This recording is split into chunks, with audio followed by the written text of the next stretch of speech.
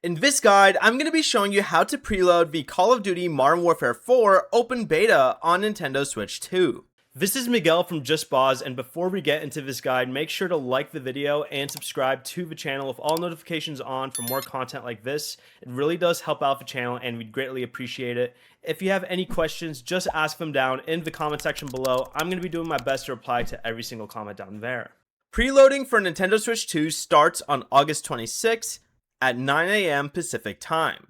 Once it's available, go ahead and turn on your Nintendo Switch 2, then open the Nintendo eShop, go down to search/browse, and go ahead and type in Call of Duty Modern Warfare 4, select the beta from the results, then choose download.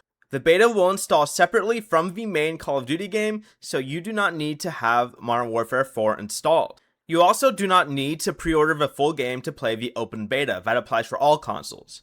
But once it finishes downloading, you can launch it from the home screen when the open beta begins on August 28th. Before you leave, remember to like the video and subscribe to the channel with all notifications on for more content like this. It really does help out the channel and we'd greatly appreciate it. And if you did have any questions, just ask them down in the comment section below. I'm going to be doing my best to reply to every single comment down there. Peace.